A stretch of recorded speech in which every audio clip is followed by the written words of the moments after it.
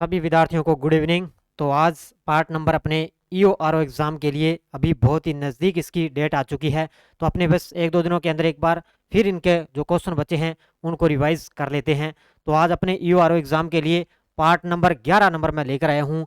इससे पहले मैंने आपको अलग से पुरस्कार दे दिए, खेल खिलाड़ी का दे दिया। उसके बाद में कल तक हो सकता है आपके लिए युद्ध अभ्यास के लिए अलग से आपको क्लास मिल सकती है। तो सारे विद्यार्थी एक बार वीडियो को लाइक शेयर करेंगे, और जो भी विद्यार्थी हमारे इस चैनल पर नहीं है तो जरूर आप चैनल को सब्सक्राइब करें और इसके पास लगे बेल आइकन का घंटा दबाएं, ताकि हम जैसे ही वीडियो अपलोड करें उसका नोटिफिकेशन आप तक पहुंच जाएगा। तो स्टार्ट करें आज की क्लास। EORO एग्जाम के लिए आपके सामने पहला प्रश्न देखिए।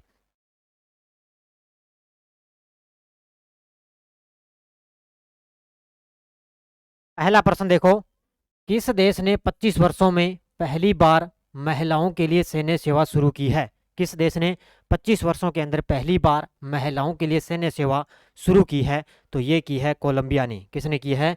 कोलंबिया देश ने क्या है 25 वर्षों में पहली बार महिलाओं के लिए सैन्य सेवा शुरू की है।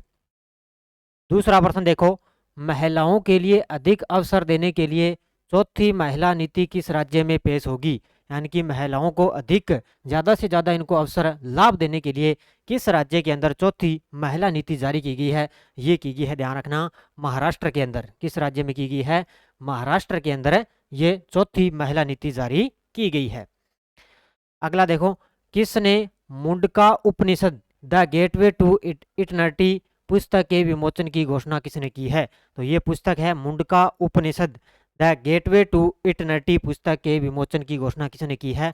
तो ये हमारे देश के जो उपराष्ट्रपति हैं जगदीप धनखड़ ने इस पुस्तक का विमोचन किया है। तो हमारे देश के उपराष्ट्रपति कौन है? जगदीप धनखड़। नेक्स्ट है, भारतीय सेना ने 9 मार्च 2023 को किस राज्य के पर्वतीय डोडा जिले में 100 फुट की ऊंचाई पर राष्ट्रीय ध्वज तिरंगा फहराया है? तो भारतीय सेना ने 9 मार्च 2023 को क्या है, किस राज्य के अंदर डोडा जिले में 100 फुट ऊंचा तिरंगा लहराया फहराया है? तो ये फहराया है, ध्यान रखना, डोडा जिला कहाँ पर है? जम्मू कश्मीर के अंदर। कहाँ पर है डोडा जिला? जम्मू कश्मीर में 100 फुट की ऊंचाई पर राष्ट्रीय ध्वज फहराया गया है। नेक्स्ट देखो, भारत में पासपोर्ट संबंधी सेवाओं के लिए पंजीकरण, आवेदन एवं भुगतान आदि करने के लिए कौन सा मोबाइल ऐप लॉन्च है? तो भारत के अंदर पासपोर्ट संबंधी सेवाओं के लिए पंजीकरण, आवेदन और भुगतान आदि करने के लिए कौन सा मोबाइल ऐप है? और ये सीधा के सीधा CET के अंदर क्वेश्चन आ चुका है। तो वो मोबाइल ऐप कौन सा था? एम पासपोर्ट सेवा। कौन सा था? एम पासपोर्ट सेवा। ये क्या है? सेवाओं के लिए पंजीकरण, आवेदन, भुगतान के लिए एम पासपोर्ट सेवा मोबाइल ऐप लॉन्च किया गया था। 7 नंबर, वर्ष 2022 में निम्नलिखित में से किसके द्वारा पद्म भूषण अवार्ड लेने से इनकार कर दिया गया? देखो कितना शानदार प्रश्न है। और जो 2022 के अंदर जो पुरस्कार दिए गए थे ना, पद्मश्री, उसमें ये क्वेश्चन यहाँ से CET के अंदर ये क्वेश्चन पूछा गया है। तभी तो मैं आपके लिए कह रहा हूँ, जो 2023 के अंदर मिले हैं ना, अभी जो 26 जनवरी को घोषणा हुई थी, अलग अलग उनको याद रखना, क्योंकि आगे के एग्जामों में यहाँ से क्वेश्चन जरूर बनेगा। क्योंकि जो पिछले बार 2022 के अंदर दिए गए थे उनके लगभग CET, LDC, हाईकोर्ट एग्जाम के अंदर वहां से एक एक क्वेश्चन है, लगभग एक पारी के अंदर यहाँ से क्वेश्चन पूछा गया है। तो ये आपको याद रखना है कि किसके द्वारा, किस व्यक्ति ने पद्म भूषण अवार्ड लेने से इनकार कर दिया, और उनका नाम है श्री बुद्धदेव भट्टाचार्य ने। ठीक है, इन्होंने ही कहा कि जब मुझे पद्मश्री, ये पद्म भूषण के बारे में पता ही नहीं है, तो फिर मैं अवार्ड लेकर करूंगा क्या? तब इन्होंने क्या है, ये अवार्ड लेने से इनकार कर दिया था। नेक्स्ट है, ऑस्कर पुरस्कार 2023 में किस फिल्म के नाटू नाटू ने सर्वश्रेष्ठ मूल गीत का पुरस्कार जीता है? तो ये तो आपको बहुत ही चर्चा में है, और अभी इसको बेस्ट सॉन्ग ओरिजिनल अवार्ड भी इसको मिल चुका है। तो ये नाटू नाटू जो जो सॉन्ग है, ये है RR फिल्म का। किसका है? इसके निर्देशक आपको पता है, SS राजामौली इसके निर्देशक हैं। तो RR फिल्म का ये नाटू नाटू सॉन्ग, ये सर्वश्रेष्ठ इसको ओरिजिनल सॉन्ग का अवार्ड मिल चुका है। नेक्स्ट देखो, PM मोदी ने किस राज्य के हुबली में दुनिया के सबसे लंबे रेलवे प्लेटफॉर्म का उद्घाटन किया है? PM मोदी ने किस राज्य के अंदर हुबली में दुनिया का सबसे लंबा रेलवे प्लेटफॉर्म का उन्होंने उद्घाटन किया? तो हुबली है कहाँ पर? हुबली है, ध्यान रखना, कर्नाटक राज्य के अंदर। कहाँ पर है? कर्नाटक राज्य के अंदर उन्होंने उद्घाटन किया है। नेक्स्ट देखो, 12 मार्च 2023 को प्रधानमंत्री नरेंद्र मोदी ने किस एक्सप्रेस को देश को समर्पित किया है। अब इस तरह के क्वेश्चन भी लगभग एग्जाम के अंदर जरूर पूछे जाते हैं। तो 12 मार्च 2023 को प्रधानमंत्री नरेंद्र मोदी ने किस एक्सप्रेस को देश को समर्पित किया, और उसका नाम है Bengaluru Mysore expressway. Option number 1 Bengaluru Mysore expressway.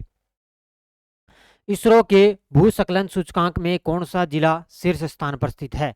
ISRO का भूसंकलन सूचकांक अभी रिपोर्ट आई है अब की बार, तो इसके अंदर कौन सा 2 जिले हैं जो सबसे ऊपर टॉप पर चल रहे हैं। एक तो है रुद्रप्रयाग इसमें, और दूसरा है टिहरी गढ़वाल। तो इन दोनों शहरों को क्या है, दोनों जिलों को इसरो के भूसंकलन सूचकांक में दोनों को टॉप माना गया है। और वर्तमान में इसरो के अध्यक्ष कौन है, डॉक्टर एस सोमनाथ वर्तमान में इसरो के अध्यक्ष हैं।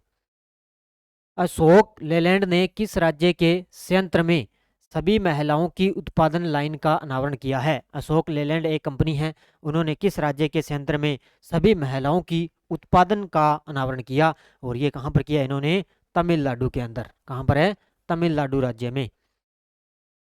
नेक्स्ट देखो, निम्न में से किसने हाल ही में प्रधानमंत्री पद से ये कहते हुए त्यागपत्र दे दिया कि उनके पास देश के लिए नया कुछ भी नहीं है। देखो कितना शानदार है कि ऐसे कौन से देश के प्रधानमंत्री थे जिन्होंने ऐसे त्यागपत्र दे दिया और उन्होंने कहा कि देश के लिए मेरा कुछ भी नया कुछ भी नहीं है। इस तरह के क्वेश्चन आपको जो पीटेट की विद्यार्थी तैयारी कर रहे हैं, इस तरह के क्वेश्चन आपको एग्जाम के अंदर करंट के तौर पर देखने को मिलेंगे, क्योंकि लगभग देश के अंदर कोई भी प्रधानमंत्री जो चर्चा में रहता है, लगभग पीटेट के एग्जाम में वहीं से क्वेश्चन बनता है।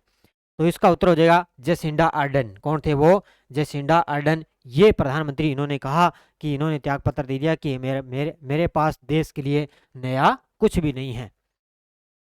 वंदे भारत का संचालन करने वाली एशिया की पहली महिला लोको पायलट कौन बनी है। वंदे भारत का संचालन करने वाली एशिया की पहली महिला लोको पायलट कौन बनी है, और उनका नाम है सुरेखा यादव। कौन है, सुरेखा यादव। महिला विश्व मुक्केबाजी चैंपियनशिप 2023 किन 2 खिलाड़ियों को ब्रांड एम्बेसडर बनाया गया। अब की बार महिला जो विश्व मुक्केबाजी चैंपियनशिप हुई थी, उसने भारत ने अब की बार इसकी मेजबानी की थी, जिसमें अपने भारत ने 4 महिलाओं ने अपने स्वर्ण पदक, इन्होंने अलग अलग पदक जीते थे। कल मैंने आपको खेल खिलाड़ी का जो अलग से क्लास दिया है उसमें मैंने आपको चंद्रशेखर करवाया है। तो ये 2 थे इसमें, एक तो MC मेरी कॉम, एक तो इसमें फरहान अख्तर। इन दोनों को ब्रांड एम्बेसडर इसमें बनाया गया था। उत्तर हो जाएगा उपयुक्त दोनों। एक्सरसाइज ला पेरोस 2023 का कौन सा संस्करण हिंद महासागर में आयोजित हुआ है। एक्सरसाइज ला पेरोस 2023 का संस्करण हिंद महासागर में आयोजित हुआ, ये हुआ है इसका 3रा संस्करण। कौन सा हुआ है, 3रा संस्करण। किस हिंदी लेखक को 32वें व्यास सम्मान के लिए चुना गया है। तो ये पुरस्कार में अच्छी तरह से मैंने करवा दिया, 1-2 क्वेश्चन फिर भी यहाँ पे आपके लिए रिपीट हो रहे हैं। तो किस हिंदी लेखक को 32वें व्यास सम्मान के लिए चुना गया, और उनका नाम है डॉक्टर ज्ञान चतुर्वेदी। कौन है, डॉक्टर ज्ञान चतुर्वेदी। 11 मार्च से G20 फूल उत्सव किस शहर में शुरू हुआ है। 11 मार्च से G20 फूल उत्सव किस शहर में शुरू हुआ है, ये हुआ है नई दिल्ली के अंदर। कहाँ पर हुआ है, नई दिल्ली के अंदर शुरू हुआ है। और ये हमारी टेस्ट सीरीज चल रही है, आपको पता है, आल एग्जाम 2023 के लिए। ठीक है, तो जनवरी 2023 से दिसंबर 2023 तक इसमें टॉपिक वाइज धीरे धीरे आपको टेस्ट सीरीज मिल रही है। कोई भी एग्जाम हो आपके लिए तो रामबाण साबित होगी। और ये एक हमारी विश्व का भूगोल और भारत का भूगोल भी टेस्ट सीरीज चल रही है, मात्र 50 रुपये के अंदर। इनकी भी दोनों टेस्ट सीरीजों की 1 साल की वैलिडिटी है। और हमारी जो करंट अफेयर्स की जो पूरे तथ्य के साथ PDF भी यहाँ पर आपको 50 रुपये के साथ में फ्री मिल रही है। तो ये भी आपको फ़ायदा है इसमें, तो आप ज़रूर ज्वाइन करें आल एग्ज़ाम के लिए। जो सेंटर में कोई भी एग्ज़ाम हो, चाहे NTPC है, ग्रुप D है, सूचना सहायक है, दिल्ली पुलिस है, कोई भी एग्ज़ाम हो, यहाँ से क्वेश्चन आपका बाहर नहीं जाएगा। नेक्स्ट देखो, योग महोत्सव 2023 के साथ 9वें अंतर्राष्ट्रीय योग दिवस को मनाने का आग्रह किसने किया है। अभी आपको पता है 21 जून आने वाली है, और 21 जून को अपने अंतर्राष्ट्रीय योग दिवस बनाते हैं 21 जून को। तो अभी योग महोत्सव 2023 के साथ 9वें अंतर्राष्ट्रीय योग दिवस मनाने का आग्रह किसने किया, तो ये किया है हमारे देश के प्रधानमंत्री नरेंद्र मोदी जी ने आग्रह किया है। नितिन गडकरी ने किस शहर में मेथनॉल से चलने वाली पहली बसों का अनावरण किया है। नितिन गडकरी कौन है, अपने परिवहन जो है परिवहन राजमार्ग मंत्री हैं नितिन गडकरी। उन्होंने किस शहर में मेथनॉल से चलने वाली पहली बसों का अनावरण किया, ये किया है बेंगलुरु शहर में। कहाँ पर किया इन्होंने, बेंगलुरु शहर में। किस शहर में भिखारी मुक्त पहर नामक एक नई पहल शुरू हुई है? किस शहर में भिखारी मुक्त शहर नामक एक नई पहल शुरू हुई है? ये ध्यान रखना, महाराष्ट्र के नागपुर शहर में। कहाँ पर हुई है? ऑप्शन नंबर डी, महाराष्ट्र के नागपुर शहर के अंदर भिखारी मुक्त शहर नामक एक नई पहल शुरू की गई है। किस न्यायमूर्ति ने स्वतंत्रता के लिए भारत का संघर्ष गांधीवादी युग नामक एक पुस्तक का विमोचन किया है?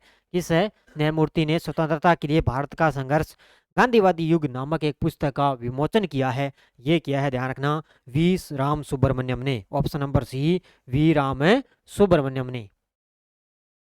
रेलवे और दूरसंचार मंत्री अश्विनी वैष्णव के अनुसार भारत में कब तक पहली बुलेट ट्रेन सेवा शुरू करेगी? ये क्वेश्चन बड़ा ही शानदार प्रश्न है आपके लिए कि रेलवे और दूरसंचार मंत्री हैं अश्विनी वैष्णव, उनके अनुसार भारत में कब तक पहली बुलेट ट्रेन सेवा का शुरू की जाएगी? तो ये शुरू होगी अगस्त 2026 तक। कब तक होगी? अगस्त 2026 तक।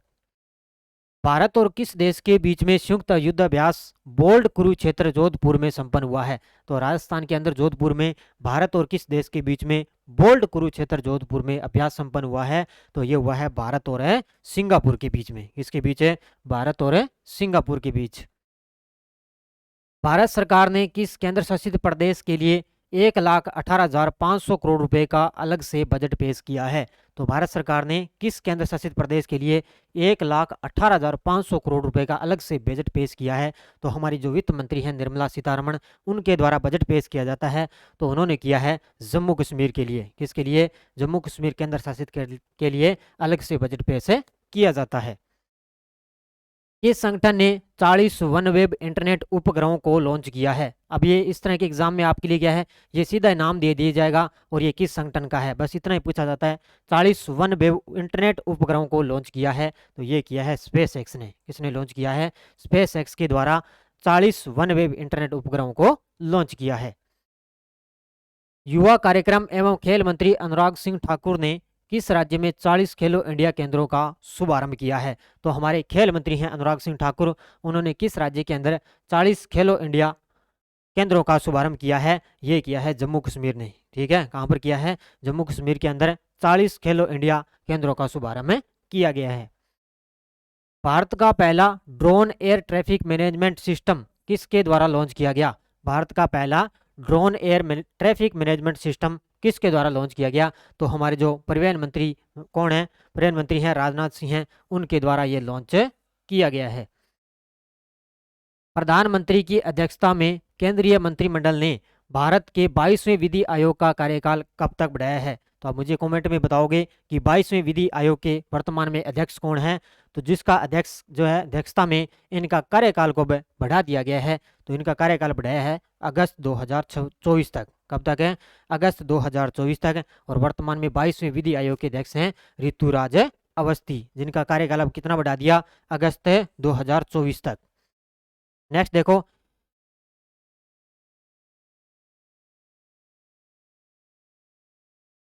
एशिया का सबसे बड़ा अंतर्राष्ट्रीय खाद्य एशिया का सबसे बड़ा अंतर्राष्ट्रीय खाद्य और आतिथ्य मेला किस शहर में शुरू हुआ है? तो एशिया का सबसे बड़ा अंतर्राष्ट्रीय खाद्य और आतिथ्य मेला किस शहर में शुरू हुआ? ये हुआ है नई दिल्ली के अंदर। कहाँ पर शुरू हुआ है? नई दिल्ली के अंदर शुरू हो चुका है। भारत और विश्व बैंक ने कितने राज्यों में ग्रीन नेशनल हाईवे कॉरिडोर परियोजना के निर्माण के लिए एक समझौते पर हस्ताक्षर किए हैं? तो भारत और विश्व बैंक ने क्या है, कितने राज्यों में ग्रीन नेशनल हाईवे कॉरिडोर परियोजना के लिए इन्होंने एक समझौता किया है? और ये आपको पता है कितने? 4 राज्यों में। ठीक है, 4 राज्यों के लिए इन्होंने नेशनल हाईवे कॉरिडोर के लिए समझौता किया है। भारत की खुदरा मुद्रास्फीति फरवरी 2023 में घटकर कितने प्रतिशत हो चुकी है? भारत की खुदरा मुद्रास्फीति फरवरी 2023 के अंदर घटकर कितने प्रतिशत हो चुकी है? यह है आर्थिक समीक्षा का क्वेश्चन आपके लिए। वो हो चुकी है 6.44 कितनी? 6.44% हो चुकी है। थोक मूल्य सूचकांक आधारित मुद्रास्फीति फरवरी में घटकर कितने प्रतिशत पर आ गई है? थोक मूल्य सूचकांक के अंदर मुद्रास्फीति है वो फरवरी में घटकर कितने प्रतिशत पर आ चुकी है? तो ये है 3.85। कितनी है? 3.85 हो चुकी है। CO2 आयात करने और इसे समुद्र के नीचे स्टोर करने वाला पहला देश बना है। CO2 याद करने और इसे समुद्र के नीचे स्टोर करने वाला पहला देश बना है, वो बना है डेनमार्क। कौन सा देश बना है? डेनमार्क देश बन चुका है। इस जलवायु उद्यमी को सी चेंज क्लाइमेट के लिए भारत का एम्बेसडर नियुक्त किया गया है। किस जलवायु उद्यमी को सी चेंज क्लाइमेट के लिए भारत का एम्बेसडर इनको नियुक्त किया गया है? तो एक महिला है, उनको नियुक्त किया गया, जिनका नाम है श्रेया घोड़ावत। किनको है? ये एक महिला का नाम है श्रेया घोड़ावत, और इनको सी चेंज क्लाइमेट के लिए भारत का एम्बेसडर नियुक्त किया गया है। सिपरी रिपोर्ट 2023 के अनुसार कौन सा देश दुनिया का सबसे बड़ा हथियार आयातक देश है? सिपरी 2023 की रिपोर्ट के अनुसार कौन सा ऐसा देश है वो दुनिया का सबसे बड़ा हथियार आयातक देश बन चुका है? और वो है अपना देश भारत। कौन सा है? अपना देश भारत सबसे ज्यादा दुनिया से हथियार आयातक देश बन चुका है। रेशम उत्पादों हेतु बीमा योजना शुरू करने वाला भारत का पहला राज्य बना है। रेशम उत्पादकों हेतु बीमा योजना शुरू करने वाला भारत का पहला राज्य बना है, और वो है उत्तराखंड। कौन सा राज्य है? उत्तराखंड राज्य रेशम उत्पादों हेतु बीमा योजना शुरू करने वाला भारत का पहला राज्य बन चुका है। सेंट्रल बैंकिंग ने किस व्यक्ति को governor of the year award से नवाजा है? सेंट्रल बैंकिंग ने किस व्यक्ति को governor of the year award से नवाजा? और ये मैंने अलग से आपको जो पुरस्कार दिए उसमें सब मैंने करवा दिए। तो वो हमारे जो 25वें आपको पता है RBI के गवर्नर है शक्तिकांत दास, उनको क्या है? Governor of the year award से नवाजा गया है। किसके द्वारा? सेंट्रल बैंकिंग के द्वारा नवाजा गया है।